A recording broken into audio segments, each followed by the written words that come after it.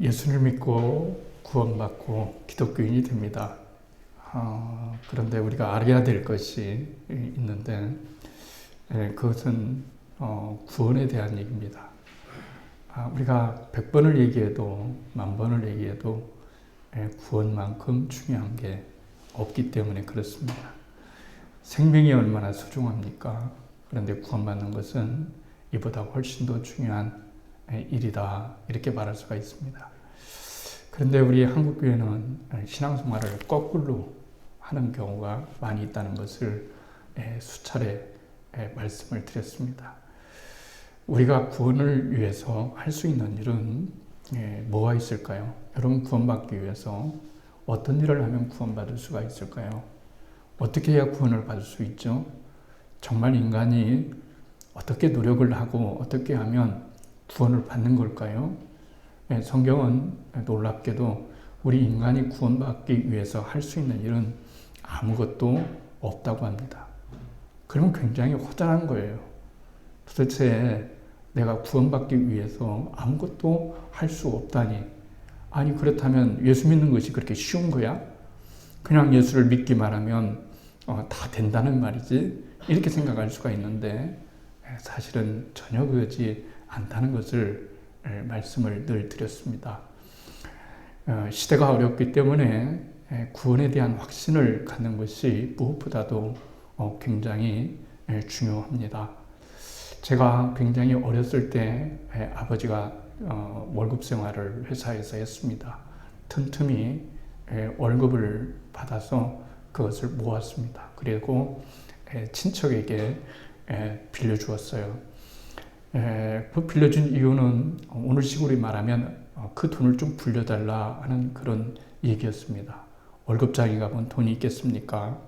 그러니까 뭔가 좀 투자를 해서 또 사업을 하는 사람이니까 그렇게 좀 했으면 좋겠다 그랬어요. 돈을 준 것이 분명합니다. 또 아버지가 저에게 분명히 말씀도 하셨습니다. 그런데 갑자기 아버지가 돌아가시게 되었어요. 그런데 그 돈을 받으려고 하니까 돈을 받은 적이 없다고 이렇게 얘기를 하는 거예요. 그것이 아버지 돌아가시고 난 다음에 경제적으로 저희 집안이 좀 어려웠던 그런 순간이었습니다. 어머니가 대신 회사에 나가시고 저기 자기 자녀들을 길렀습니다. 분명히 주었는데 안 받았다 하면 어떻게 되는 겁니까? 정말 뭐 같은 친척이라 차용공서를 쓴 것도 없고 그리고 믿고서 그냥 준 것인데 안 받았다라고 하면 얼마나 그게 상처가 되겠어요. 어린 마음에 지금도 그 친척에 대해서 다 잊고 용서를 했지만 상처가 한동안 아물지 않았던 그때를 생각해 보게 됩니다. 구원이라는 것도 한번 생각해 보십시오. 하나님께서 여러분과 우리에게 구원을 주셨어요. 그런데 우리는 모르겠다고 하는 겁니다. 구원을 주셨는지 안 주셨는지 안 받은 것도 같고 받은 것도 같고 이렇게 생각하면 어떻게 되겠죠? 굉장히 안타까운 일이 되지 않겠습니까? 제가 우리 친척에게 가서 사정 얘기를 했습니다. 단호히 안 받았다고 했습니다. 그런데 받았는지 안 받았는지 잘 모르겠다. 뭐 이렇게 나올 수도 있지 않겠습니까? 그 말은 똑같은 안 받았던 얘기와 똑같은 겁니다. 그러면 준 사람의 입장에서는 굉장히 마음이 억울하고 마음이 섭섭한 것이죠.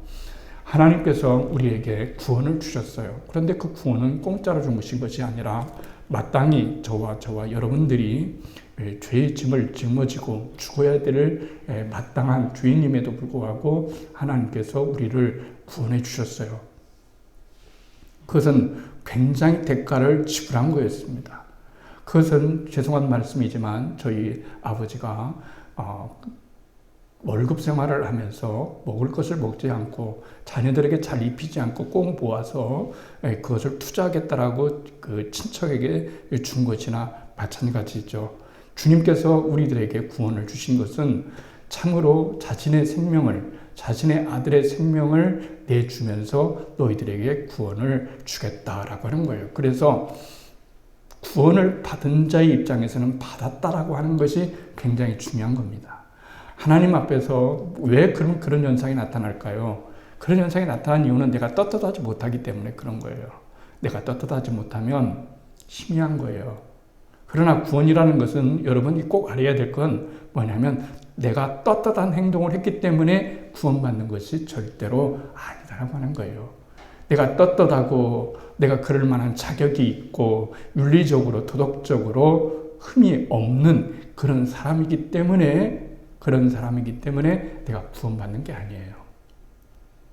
인간은 절대로 선을 행해서 구원받을 수가 없어요. 이 구원의 문제만큼은 인간이 할 수 있는 일은 하나도 없어요.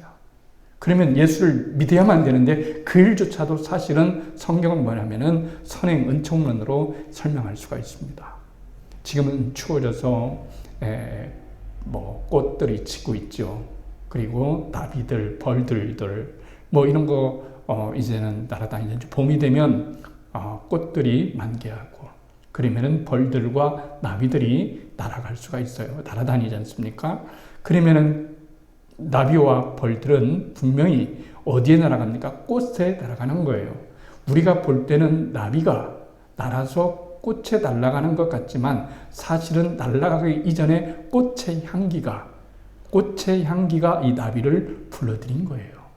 그러니까 내가 예수를 믿었지만 이미 선행적으로 하나님께서 내게 믿음을 주시고 예수를 믿을 수밖에 없는 그런 은총을 우리들에게 주셨기 때문에 우리가 구원함을 입었다라고 하는 것을 알게 됩니다. 그렇기 때문에 우리는 예수를 믿고 난 다음에 이게 굉장히 중요해요. 구원 이후의 삶을 어떻게 살아야 되느냐?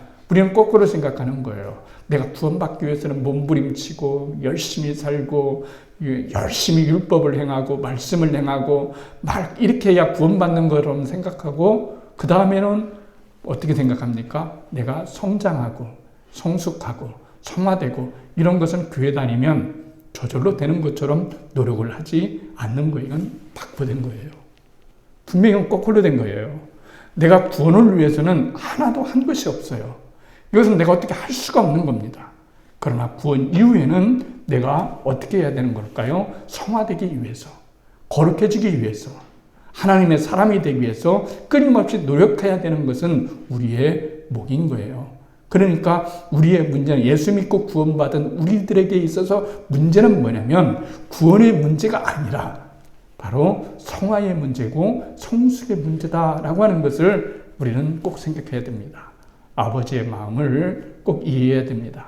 구원은 늘 금방 말씀을 드렸던 것처럼 여러분과 제가 똑바로 살아서 아니면 다른 사람들보다 더 윤리나 도덕적으로 우리가 더욱더 깨끗이 살았기 때문에 구원받는 것이 아니라 오직 예수 그리스도의 은총과 그분의 구원의 은혜로 우리가 구원함을 받았다는 것을 여러분 알아야 됩니다. 왜 이런 말을 들을까요?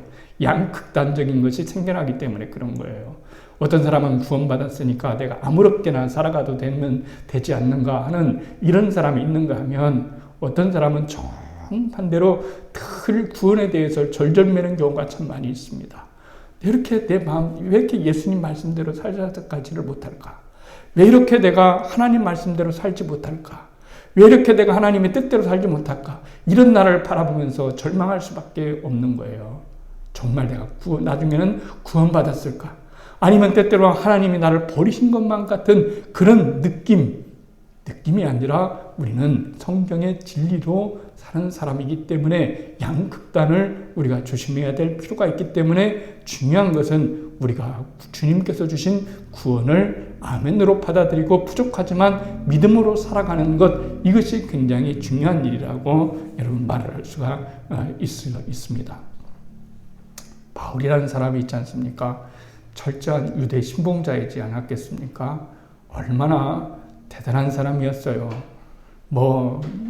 열심 따지면은 이 사람 따라갈 수 없고, 율법을 지키며 살아가는 것도 이 사람 따라갈 수 없는 그런 마음을, 그런 삶을 살아가고 있던 사람이 바로 사도 바울이라고 말할 수가 있습니다. 그런데 다메섹 도상에서 예수님을 만난 거예요. 예수님을 경험한 거예요. 그런데 부활하신 예수님을 만나고 그가 예수님을 영접합니다. 그리고 새 사람이 됩니다. 그러면 그때부터 여러분 어떻게 해야 될까요? 바울은 우리가 생각하는 것처럼 아무런 실수도, 신앙의 실패도 않고 신앙의 실수도 않고 죄도 짓지 않고 그렇게 살아가야 되지 않겠습니까? 그런데 그렇지 않다는 거예요. 그런 예수 믿고 난 다음에 3년 동안 아라비아 광야에 들어갔어요. 그 광야에서 무엇을 했겠어요? 기도하고 경건훈련 쌓고 뭐 그랬습니다. 정말로 예수님을 잘 믿어보려고 그랬어요. 그리고 난 다음에 그가 다시 예루살렘에 돌아와서 핍박을 받고 나니까 그가 다시 고향 다소로 숨었습니다. 거기다 13년 동안 주님과 내밀한 관계를 가지면서 거기에서 영성을 또 쌓았어요. 그리고 우리가 아는 것처럼 그런 구브로로 나중에 선교사로 나가게 됩니다. 거기서 설교를 하게 되는 거예요. 막 설교를 합니다. 그런데 마술사이며 박수였던 무당이었던 엘루마라는 사람이 바울의 설교를 방해하는 거예요. 방해시키는 거예요. 거기에서 바울은 어떤 행태를 취하냐면 이 엘루마를 첫 번째는 저주합니다. 그리고 두 번째는 눈이 멀게 합니다. 여러분 이 성경을 읽을 때에 여러분은 어떤 감정을 갖고 계십니다? 통쾌하다. 역시 예수 믿는 사람은 저런 능력과 권세를 받아야 돼. 저 무당, 저 박수, 믿는 자를 방해하고 저런 사람이 어디 있어? 정말 바울이 한 행위는 굉장히 통쾌한 일이야 라고 이렇게 말할 수 있겠습니까? 절대로 그렇게 말할 수가 없는 거예요. 성경을 읽을 때에 우리가 꼭 생각해야 될 것은 아무리 바울이 그러한 신실한 마음을 갖고 깨끗한 마음을 갖고 또 옳은 그런 마음을 가졌지만 자기도 모르게 옛사람이 살아나서 자기의 설교를 방해하는 엘루마를 향해서 저주를 하는 거예요. 저주가 보통 저주가 여러분 아니었어요. 바꿔서 한번 얘기해 볼까요? 제가 여러분 설교를 하고 있습니다. 그런데 어떤 사람이 들어와서 예배를 방해합니다. 그러면은 제가 그 사람을 저주했다고 한번 생각해 봅시다. 그리고 나서 예수의 이름으로 눈을 멀게 했다고 한번 생각해 봅시다. 능력으로 하겠다고 합시다. 그러면 여러분 역시 우리 교회는 살아있는 교회야. 목사님이 저는 능력이 있다니 목사님은 진짜 분명히 하나님의 참다운 종이 정말 분명해. 이렇게 생각하겠습니까? 그런 건 아니죠. 제가 언젠가 늘 말씀드렸던 것이 있습니다. 신앙은 능력적인 것이 아니라 성품적인 것이라고 말씀을 드렸습니다. 능력 중요하잖아요. 그러나 능력으로 나타나는 게 아니에요. 마지막 날에 하나님 나라에 갔을 때 우리가 나는 예수님의 이름으로 선지자 노릇하고 귀신을 내어 쫓고 그리고 많은 능력을 행하지 않았겠습니까? 이게 능력적인 거죠. 그런데 주님이 능력적인 그것을 모른다고 하는 거예요. 그런데 오늘 이 성경은 우리들에게 뭐라고 얘기해 주냐면 이렇게 말합니다. 네가 아무리 천사의 말을 한다 할지라도 방언을 정말로 유창하게 한다 할지라도 그 속에 뭐가 들어있지 않으면요 사랑이 들어가 있지 아니하면 아무런 소용이 없다 이렇게 말합니다. 이게 바울은 늘 고민했어요. 늘 고민이 우리들 가운데 있어야 돼요. 어떤 고민이 있어야 될까요? 나는 구원받았다는 것은 확신해요. 그것은 내 능력으로 가는 게 아니기 때문에 그런 거죠. 그런데 구원받았다는 것은 확실한데 더욱더 중요한 일은 뭘까요? 바로 내가 구원받았다는 것은 확실하지만 그러나 구원받은 사람답게 살지 못하는 예수님 자녀답게 살지 못하는 자신에 대해서 언제나 참으로 아픔을 느낄 수 있어야 된다는 거죠. 그것은 우리가 해야 되는 거예요. 바울이 이런 고통을 갖고 있어요. 예수를 그렇게 잘 믿고 복음을 전하고 능력 있게 행하고 그랬는데 로마서 7장 18절에서 25절까지 좀 긴 얘기지만 제가 읽어보겠습니다. 세 번역으로 읽어드립니다. 나는 내 육신 속에 선한 것이 깃들여 있지 않다는 것을 압니다. 선을 행하려는 의지는 내게 있으나 그것을 실행하지 않으니 말입니다. 나는 내가 원하는 선한 일을 하지 않고 도리어 원하지 아니하는 악한 일을 합니다. 내가 해서는 안 되는 일을 하면 그것은 하는 것은 내가 아니라 내 속에 자리 잡고 있는 죄입니다. 나는 법칙 하나를 발견하였습니다. 곧 나는 선을 행하려고 하는데 그러한 나에게 악이 붙어 있다고 하는 겁니다. 나는 속사람으로는 하나님의 법을 추구하나 내 지체 속에는 다른 법이 있어서 내 마음의 법과 맞서서 싸워서 내 지체 속에 있는 죄의 법에다 나를 사로잡는 것을 늘 봅니다. 나는 비참한 사람입니다. 누가 이 죽음의 몸에서 나를 건져주겠습니까? 우리 주 예수 그리스도를 통하여 나를 건져주신 하나님께 감사드립니다. 그런데 내가 마음으로는 하나님의 법을 복종하고 육신으로는 죄의 법을 복종하고 있습니다. 이렇게 말을 하고 있는 거예요. 예수 믿고 난 다음에 하나님의 놀라운 종이 난 다음에도 여전히 내 안에 두 가지에 나가 있어서 원하는 것은 행치 않고 원치 않는 것을 행하는 내 자신을 보면서 탄식하면서 역시 구원의 문제는 나에게 있지 않고 하나님에게 있다는 사실을 말하고 있다는 것을 알게 됩니다. 인간은 이렇게 절망적인 존재입니다. 왜 이런 말을 성경은 우리들에게 말씀해 주시는 걸까요? 인간의 희망은, 인간의 구원의 희망은 오직 나에게 있는 것이 아니라 하나님께 있다는 사실을 우리들에게 성경은 끊임없이 말씀해 주고자 하기 때문에 그런 거예요. 저는 요즘 한국교회를 바라보면서 너무 많이 아파합니다. 아까 우리 이전 권사님이 찬양 인도를 하면서 교회라고 했을 때 처음 듣는 찬양인데요. 이런 말이 있어서 사람이 넘치는 교회보다는 사랑이 넘치는 교회. 정말 그런 교회 원하면 얼마나 좋을까요? 사람이 넘치는 교회도 좋지만 사랑이 넘치는 교회가 된다면 얼마나 정말 좋은 교회일까요? 그런데 우리가 교회를 판단할 때 저 교회가 어떤 교회냐 할 때 여러분들은 무엇부터 생각합니까? 사이즈부터 생각하잖아요. 목사님을 생각할 때 무엇부터 생각합니까? 사이즈가 얼마나 큰가라고 하는 거예요. 지난 주간에 수빈이하고 잠깐 이야기를 했어요. 감신대에 벌써 4학년이 되어서 종교교회에 거기에서 간사로 활동하고 있어요. 마침 부흥의 주간이라고 했어요. 수빈이가 목사님에게 저한테 하는 말이 그런 말을 해요. 목사님, 부흥회가 왔는데 왜 부흥사 목사님이 왔는데 그 교회 사이즈가 얼마만큼 크고 사이즈가 얼마고 교회가 얼마나 크고 교회가 얼마나 몇 평이고 이런 것들을 얘기해야 될 필요가 있을까요? 이렇게 질문을 저한테 했어요. 기성 목회자로서 참 부끄러운 일이죠.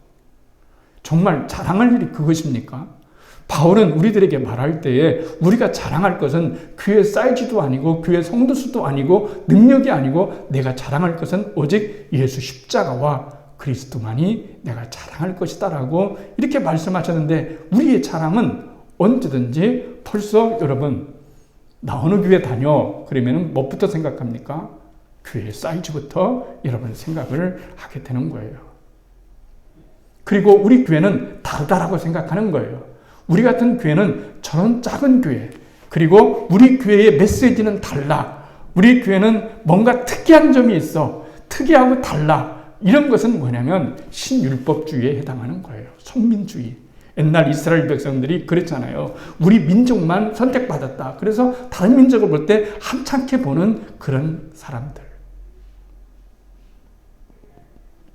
교회의 크고 작음이 여러분 어디 있겠어요? 그것은 그렇게 되는 것이 아닙니다. 근데 요즘 한국교회 현상에 나타나는 것은 뭐냐면은 우리가 들을 수 있는 귀가 들을 수 있는 수준이 내 신앙의 수준이라고 생각하는 잘못된 생각에 빠져 있다는 거예요. 듣는 수준이 내 신앙의 수준이 아닙니다. 듣는 수준이 내 신앙의 수준이 아니고 행하는 수준이 내 신앙의 수준이라는 사실을 우리는 결코 잊어서는 안 되는 거예요.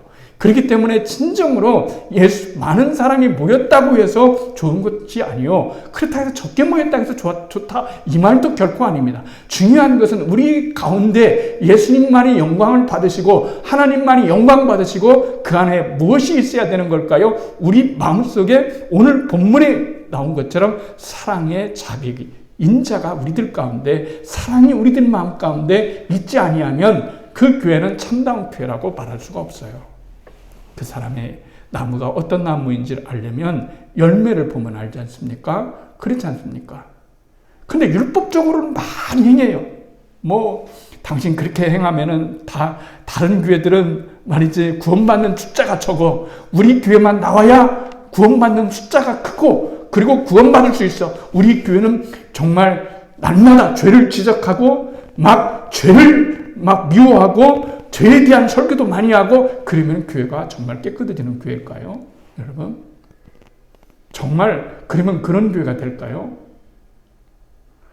고등학교를 다니는 학생이 있다고 생각해 봅시다. 60점 밑에는 다 퇴학당할 줄 알아. 그러면은 여러분, 첼로 하위권은 퇴학 맞을 줄 알아. 이렇게 한다면은 무서워서라도 공부는 하겠죠. 그렇지만 거기에서 선한 것이 정말 나올 수 있을까요? 아무리 공부를 꼴등이라고 해서 여러분 490명이 있는데 490등은 무조건 퇴학시킨다. 이런 학교는 없어요. 그가 특별히 나쁜 행위를 하지 않는 한은 1등이나 490등이나 같이 가는 거예요.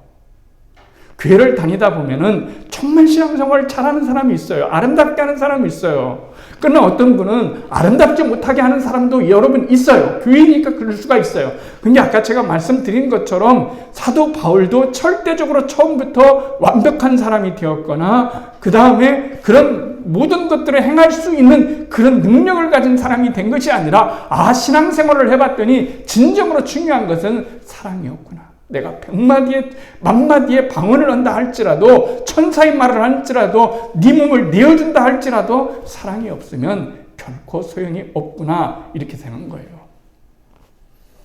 교회 브랜드라는 것이 생겼지 않습니까? 스타벅스 가면은 여러분 한정 판매하면 막 줄 쓴다고 하잖아요. 난 도대체 이해할 수가 없어요. 아직 제가 브랜드, 옷, 신발, 먹는 거, 이 브랜드, 교회가 브랜드화 되면 되겠습니까?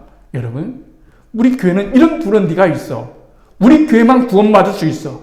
우리 교회만 나와야 구원받을 수 있다라고 하는 이 무서운 논리. 이 논리가 한국교회를 지배하면서 차별을 하기 시작하면서 그것을 위해서 여러분 얼마나 많은 차별화를 하면서 다른 교회들은 죽든지 말든지 어떻게 하든지 신경을 쓰지 않습니까? 신경을 하나도 안 쓰지 않습니까? 지난해 코로나로 인해서 우리나라 기독교 인구가 몇 명이 줄는지 아십니까? 40만 명이 줄었어요. 40만 명이 통계상 줄었다고 해요. 코로나로 인해서요. 믿음 없으면 떨어져 나가겠죠. 그런데 막 부흥하고 일산에도 그런 교회가 있지 않습니까? 어느 집단이 도시든지 막 섬기고 있어요. 그러면은 90% 본인도 인정해요. 90%, 95% 이상 결신자 아니고 수평이동이다. 그러면 다 어디서 오겠어요? 몇천 명, 몇만 명 자랑하는 것이 다른 사람은 죽어가는데 여러분 그걸 자랑해야 되겠습니까? 그게 사랑입니까? 한국교회는 사랑을 잃어버렸다는 거예요. 그러고서 회개해라. 그러면서 해야 한다. 이런 말이 여러분 이게 정상적으로 나오는 말입니까? 나올 수가 없는 말이죠. 진짜로 본질을 생각하면 그것이 진짜로 나올 수가 없는 얘기예요. 어느 때부터인가 한국교회는 서울대학처럼 서울대학교회가 있다고 생각하는 사람들이 많아요. 나는 서울대학교에 다닌다. 다른 사람들은 전문대학교에 다닌다. 이렇게 생각하는 그런 자의식을 가진 사람들을 보면 섬뜩섬뜩해요. 우리 교회 한번 나와라. 우리 교회는 차별화됐다. 대단하다. 그것이 중요한 것이 아니라 우리 한국교회가 살 수 있는 유일한 길은 뭐냐면 예수 그리스도만이 자랑이 돼야 되고, 그리고 사랑이 넘치는 교회가 아니라 오늘 찬양처럼 사랑이 넘치는 그런 교회가 진정으로 참다운 교회가 돼야 되는 거예요. 저와 여러분이 고민할 것은, 그래요, 저도 작은 교회 목회하니까 얼마나 힘들겠어요. 마음이 속상할 때가 많지요. 그러나 그것보다 더 고민해야 될 것이 뭐겠어요? 우리 교회가 어떻게 해서든지 정말로 하나님을 사랑하고 예수님을 사랑하고 서로를 사랑하는 그런 진정한 사랑의 공동체가 된다면 약하지만 강하고 작지만 강하는 그런 참된 교회가 되지 않겠냐는 거예요. 오늘 코로나 시절에 우리는 멀리 있는 사랑하는 이름 없는 성도들, 그런 성도들의 기도와 또한 그런 성도들의 도움과 그런 간구로서 살아나는 것을 보게 됩니다. 하나님의 사랑이라고 저 생각합니다. 하나님의 은혜라고 여러분 생각합니다. 우리 교회가 막 커져서 할 수 있는 것들을 다 할 수 있는 것보다 할 수 없는 일이 더 많아서 하나님의 은혜를 바라보지 아니하면 정말 살 수 없다고 느껴지는 그런 참다운 믿음이 우리들 가운데 있어야 되지 않겠냐는 거예요. 그렇지 않겠습니까? 여러분, 죄라고 하는 것은 하는 죄도 있고 행하지 않는 죄가 있어요. 우리가 얼마나 큰 주인입니까? 한 주간 동안에 여러분은 하지 않는 죄를, 여러분 하는 죄를 지르지는 않았을 거예요. 나쁜 짓은 하지 말아라, 이런 짓 하지 말아라, 이런 죄는 짓지 않았을 거예요. 그러나 여러분, 하라고 하는 죄는, 여러분 하라고 하는 것은 하지 않은 것은 많잖아요. 주님이 그랬어요. 항상 기뻐하여라. 항상 기뻐했습니까? 여러분 항상 기뻐했어요? 쉬지 말고 기도해라. 쉬지 말고 기도했습니까? 범사에 감사해라. 범사에 감사했나요? 우리는 그렇지를 못했어요. 이것이 그리스도 예수 안에 있는 아버지의 뜻이다 그랬어요. 아버지의 뜻대로 하는 자라야 하나님 나라에 간다고 그랬어요.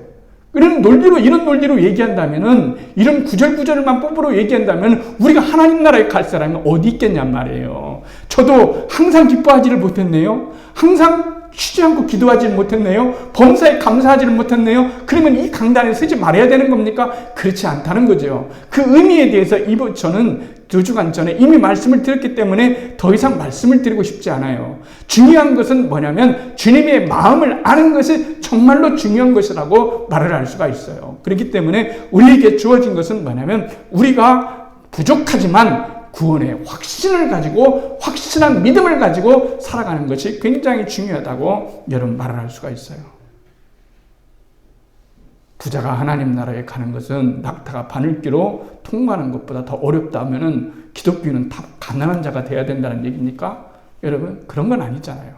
그러니까 하나님의 말씀을 개별적으로 파편 조각조각으로 알 것이 아니라 통전적으로 이해해야 할 때 비로소 우리는 하나님이 나를 진짜 구원하셨구나, 내가 구원받는 자가 되었구나 라고 하는 사실을 진정으로 여러분 알게 되는 것이죠. 얼마나 이게 중요한 문제인지 알 수가 없습니다. 제가 동서가 있습니다. 동서 둘이 있는데 딸 셋에 아들 둘 집안에 제가 결혼을 했습니다. 아내가 막내니까 둘 동서가 있습니다. 두 처형이 있는데 믿음이 다 좋았어요. 원래 믿음으로 따지자면 셋째 언니가 사모가 돼야 됩니다. 제 아내가 사모가 돼야 되는 것보다 둘째가 사모님이 돼야 돼요. 믿음이 너무 처녀부터 너무 좋은 거예요. 믿음이 너무너무 좋아요. 여러분, 제가 한번 가도요, 얼마나 전도살 때부터 주의종 오셨다고 막 진짜로 상다리가 부러져야 한번 가면은 그렇게 잘 섬겨요.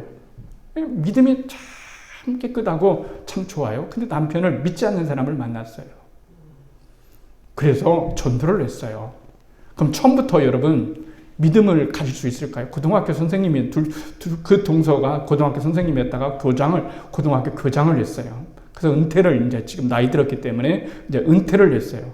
그래서 지난 주간에 한 달 전에 그 장모님 길이 있어서 만났어요. 그래서 이제 고기를 구면서 이제 서로 얘기하는데 이런 얘기를 해요. 지금은 안수 집사인데 성결교를 다니는데 안수 집사인데 이런 얘기를 해요. 장 목사님, 내가 얘기할 게 있는데 지금 내가 교회 다니면서 목사님을 섬기는 게 3번째래요. 첫 번째 개척하신 분이 아프셔서 개척하고 교회 짓고 돌아가시고, 두 번째 목사님이 큰 교회로 가시고, 세 번째 목사님이 오셨다는 거예요. 그런데 이 세 목사님 중에 어떤 목사님이 제일로 기억나냐면, 첫 번째 자기가 신앙이 없었을 때, 신앙이 하나도 그냥 안에 따라서 교회 그냥 가는 거 어쩔 수 없이 집안의 평화를 위해서, 가정의 평화를 위해서 다녔던 그때에, 지금은 믿음이 굉장히 커서 재정부장도 하시고 그러시죠. 그래서 이제 재정부도 막 부장은 아니지만 이제 믿음이 커서 그러는데, 첫 번째 목사님 계실 때 자기는 젊어요. 아직 사람을 좋아하니까 술을 너무 좋아하는 거예요. 술을. 그러니까 토요일 날은 술을 많이 먹고 와요. 그러면은 주일날에 가서 예배를 드리면은 목사님이 단박에 알아보는 거죠. 이 집사가 술 먹고 왔구나. 지난 밤에 술 많이 먹었구나. 그러니까 꼬박꼬박 주는 거예요.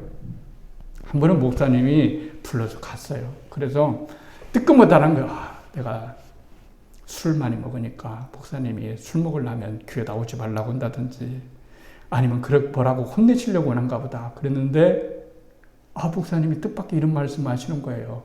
이 집사 힘들지. 지난밤에 술 많이 먹고 다음날 주일이면 너무 힘드니까 때는 너무 힘들면 때때로 쉬어도 돼. 그러면 이 말씀을 듣고 우리 목사님이 술 먹은 날에는 쉬라고 그랬어. 다음날부터 쉬어야지. 이랬겠어요? 더 가슴에 이게 마음이 더 와닿는 거예요. 자기 입장을, 자기의 사정을, 믿음 없는 자기의 입장을 알아주니까 세월이 지나 보니까 그 목사님이 그 말이 너무 고맙다는 거예요. 자기를 이해해 주니까. 우리 지방의 어떤 그 목사님이 그런 거예요. 어떤 유명한 목사님 때문에 개척을 해서 그 목사님이 전국에 다른 목사님이 성도들이 많으니까 일산에 있는 교회 자기를 따르는 성도를 모아서 교회를 개척 하나 해줬는데 단벅에 그냥 다른 성도들 교회들은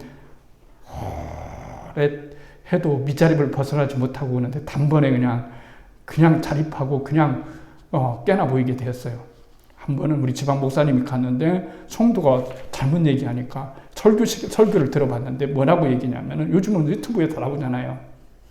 당신들 말이야 그렇게 신앙생활을 하려면은 하지마, 지옥 갈 줄 알아. 여러분 이게 말이 되는 소리예요? 예수를 믿었는데 신앙생활 조금 내가 잘못했다고 지옥을 가는 겁니까? 여러분?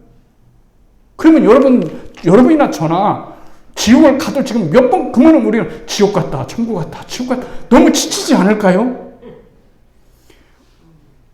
이번 주에는 지옥 갔다가 다음 주에는 다시 천국으로 이동하고 지옥 갔다가 이동하고 이러면 이거 불확실해서 이거 너무 신경이 너무너무 예민해가지고 어떻게 여러분 신앙생활을 할 수 있겠어요? 여러분?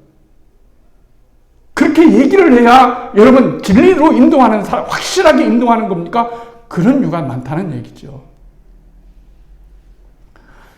내가 믿는 하나님은 저는 사명이 있어요. 뭔 사명이 있냐면 내가 믿는 하나님에 대해서 전해줄 사명이 있어요. 저는 하나님을 믿으면서 단 한 번도 하나님이 무서운 하나님이라고 생각지 않았습니다. 물론 아버지니까 무섭지요. 그러나 언제나 하나님은 사랑의 하나님이었고 은혜의 하나님이었고 은총의 하나님이었고 자비의 하나님이었어요. 그렇기 때문에 우리가 인생을 살아가면서 꼭 알아야 될 것은 뭐냐면 내가 이렇게 바울처럼 이렇게 잿덩어리인데 모순 자체인데 믿음이 없는데도 불구하고 나를 구원해 주시고 나를 자녀 삼아 주시고 나로 하여금 하나님의 구원에 있게 하신 그 은혜에 감격할 수밖에 없는, 감사할 수밖에 없는 나의 자리가 그토록 감사하고 기뻐할 수밖에 없는 자리로 될 수가 있어야 된다는 거예요. 이것을 주님 지금 말씀해 주시는 거예요. 여러분, 자식의 부모를 사랑할 때 다스리기 때문에 사랑합니까? 우리 다보미와 다원이가 엄마 아빠를 너무 좋아하잖아요. 엄마 아빠 떨어지면 힘들어요. 다스리기 때문에 그럴까요? 그런 게 아닙니다. 마음껏 사랑을 주기 때문에 그렇습니다. 용서를 주고 사랑을 주고 그리고 그에 필요한 것들을 채워주기 때문에 그렇습니다. 우리가 하나님을 사랑하는 것은 우리를 다스리기 때문에 그러신 것이 아니라 그 이전에 하나님이 우리를 기뻐하시고 우리를 사랑하시고 우리에게 한없는 은혜를 공급해 주시기 때문에 하나님을 더욱더 사랑할 수가 있는 거예요. 바른 신앙을 갖기를 원하는 마음으로 이 말씀을 여러분 드리는 거예요. 바른 기초에 서여 있을 때만이 비로소 참된 열매를 맺을 수 있고 온전한 열매를 맺을 수가 있기 때문에 그런 거예요. 그런 것보다 더욱더 중요한 건 뭘까요? 사랑은 언제나 오래 참고 사랑은 온유하며 시기하는 자가 되지 않고 자랑하는 자 되지 않고 교만한 자 되지 않고 물에 읽는 자가 되지 않고 자기의 유익을 구치 않고 성내지 않고 악한 것을 생각지 아니하는 이런 열매를 맺고 있다면 그 사람은 반드시 구원의 열매를 맺고 있는 거예요. 이것이 곧 성령의 열매이고 성령의 열매는 사랑이라고 하는 그것이 우리에게 가장 중심적으로 주어지기 때문에 그렇습니다. 저는 여러분들이 구원의 확신을 갖기를 바랍니다. 나 때문에 구원을 받는 구원의 확신을 갖는 게 아니에요. 아까 말씀드렸던 것처럼 예수님께서 하나님께서 나를 사랑하사 나를 위하여 십자가를 지시고 주신 구원이기 때문에 그렇습니다. 주셨는데 안 받았다고 우기지 마십시오. 받은 것은 받았다라고 얘기하는 것이 감사입니다. 하나님의 이 은혜가 있기를 주님의 이름으로 축복합니다.